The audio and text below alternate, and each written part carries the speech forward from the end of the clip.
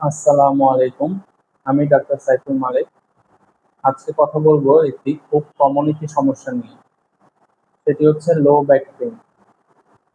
লো back pain এমন একটি সমস্যা যেটি 80% মানুষ জীবনে কোনো না কোনো সময়ে এই সমস্যাটিতে পড়েন। মানুষ ওয়ার্কিং প্লেস থেকে সবচেয়ে বেশি ছুটি নেয় এই লো ব্যাক পেইনের কারণে। তো আসুন আমরা জেনে নিই কি কি কারণে এই লো ব্যাক পেইন হয়। একটি হচ্ছে মাসেল স্পাজমের কারণে। কোমরের পিছের দিকে যদি মাসেল স্পাজম হয়, মাসেল গুলো যদি শক্ত হয়ে যায় তাহলে লো ব্যাক পেইন হতে পারে। এছাড়াও ডিস্ক প্রোলাপস বা ডিস্কের সমস্যার কারণে লো ব্যাক পেইন হতে পারে। অস্টিও আর্থ্রাইটিস বা বিভিন্ন রিউমাটোলজিক্যাল যে সমস্যা যেমন এক্সিয়াল স্পন্ডাইলো আর্থ্রাইটিস, এইসব কারণে লো ব্যাক পেইন হতে পারে। এছাড়াও আঘাতজনিত সমস্যার কারণে লো ব্যাক পেইন হতে পারে। আরেকটি সমস্যার কারণে লো ব্যাক পেইন হয় সেটি হচ্ছে অতিরিক্ত ওজন। যদি উচ্চতা অনুযায়ী আমাদের অতিরিক্ত ওজন থাকে তাহলে সেটা লো ব্যাক পেইনের কারণ হতে পারে। এখন আমরা জেনে নিই কোন বয়সে এই লো ব্যাক পেইনটা বেশি হয়। সাধারণত 20 থেকে 55 বছর বয়সী রোগীদের ক্ষেত্রে এই লো ব্যাক পেইনের সমস্যাটা বেশি হয়। সাধারণত 90% ক্ষেত্রে লো ব্যাক পেইন গুলো মেকানিক্যাল লো ব্যাক পেইন হয়। মেকানিক্যাল লো ব্যাক পেইন মানে হচ্ছে সেটি হয়তো বা কোনো মাসেল স্পাজম বা কোনো ডিস্কের সমস্যার কারণে লো ব্যাক পেইন হয়। মানে কোনো রিউমাটোলজিক্যাল বা ইনফ্লামেটরি বা প্রদাহজনিত কোনো লো ব্যাক পেইন না। ভারী কোনো জিনিস তোলার সময় হয়তো বা এই লো ব্যাক পেইনটা বাড়তে পারে এবং বিশ্রাম নিলে এই লো ব্যাক পেইনটা কমে। আমরা কিভাবে এই লো ব্যাক পেইনটা ডায়াগনোসিস করি বা কিভাবে লো ব্যাক পেইন হয়েছে সেটা নির্ণয় করি। একটি হচ্ছে খুব কমন একটি পরীক্ষা, সেটা হচ্ছে এক্স-রে করে আমরা লো ব্যাক পেইনটা নির্ণয় করে থাকি। এছাড়াও পাশাপাশি কিছু রক্তের পরীক্ষা লাগতে পারে। তবে কিছু ক্ষেত্রে লো ব্যাক পেইনে এমআরআই লাগে। যেসব ক্ষেত্রে লো ব্যাক পেইনে এমআরআই লাগে সেসব ক্ষেত্রগুলোকে আমরা বলি রেড ফ্ল্যাগ সাইন। তো আমরা জেনে নিই কি কি রেড ফ্ল্যাগ সাইন থাকলে এমআরআই লাগতে পারে। একটি হচ্ছে বয়স যদি 20-এর কম অথবা 55-এর বেশি হয় তাহলে এমআরআই লাগতে পারে।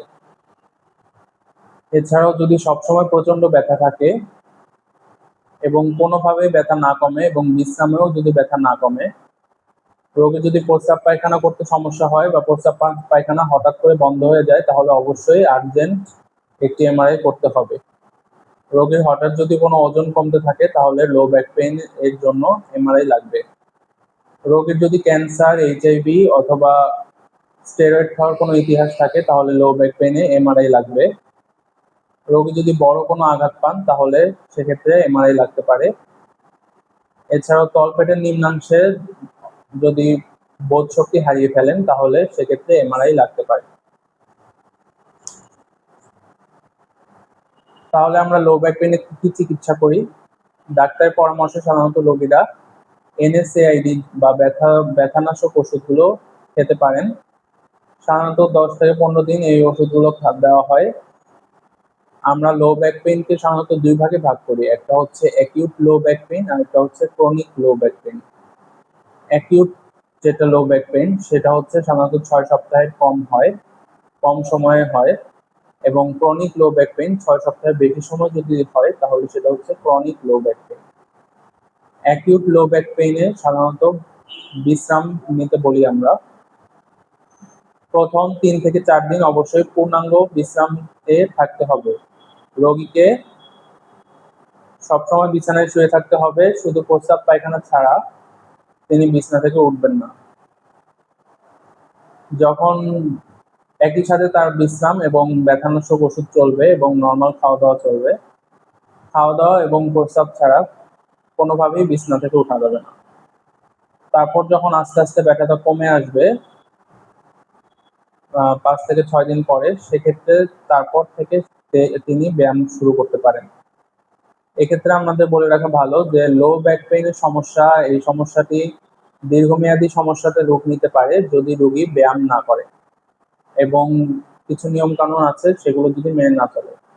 নিয়ম কানুনগুলো কি? একটা হচ্ছে ভারী কোনো জিনিস 5 কেজি বেশি কোনো জিনিস মাথায় তোলা বা সামনে ঝুঁকে তোলা যাবে না, এবং ব্যায়াম করতে হবে, এবং ওজন বেশি থাকলে ওজন কমাতে হবে। তো কি কি ব্যায়াম করতে পারেন সেগুলো হচ্ছে, বঙ্গাসন করতে পারেন। বঙ্গাসন ব্যায়ামটা হচ্ছে হাঁটু গেড়ে নিচে বসে থাকতে হবে, এবং এটি দিনে একবারের বেশি করার প্রয়োজন নেই, একবার করলেই হবে। সাধারণত 15 মিনিট, 10 থেকে 15 মিনিট নিচে হাঁটু গেড়ে আমরা বসে থাকি, সেটা হচ্ছে বঙ্গাসন। এই বঙ্গাসন প্রতিদিন একবার করে করতে হবে। এই বঙ্গাসন করলে সাধারণত লো ব্যাক পেনের পেনটা অনেকটা রিলিফ হয়। এছাড়াও পবন মুক্তাসন করতে হবে। পবন মুক্তাসন ব্যায়ামটা নিচে সোজা হয়ে শুয়ে থাকতে হবে, হাঁটু ভাঁজ করে বুকের কাছে আনতে হবে এবং মাথা বুকের কাছে আনতে হবে। এভাবে 1 থেকে 2 মিনিট থাকতে হবে। সাধারণত পবন মুক্তাসন 10 থেকে 15 মিনিট করতে হবে, 10 থেকে 15 বার করতে হবে। দিনে 3 সেট করতে হবে, 10 থেকে 15 বার করে। সাধারণত 1%-এরও কম, যত রোগী আমরা দেখি তার থেকে 1%-এরও কম রোগীর সার্জারির প্রয়োজন হয়। সুতরাং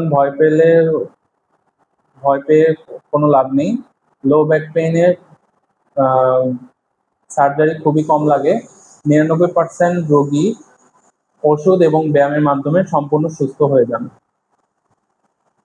তো আমি নিয়মিত চেম্বার করছি মিরপুর 10 নম্বরে, ঢাকাতে। আপনারা যদি লো ব্যাক পেইনে ভুগে থাকেন তাহলে অবশ্যই আমাকে দেখাতে পারেন। আপনাদের সুস্থতা কামনায় আজকে এতটুকু।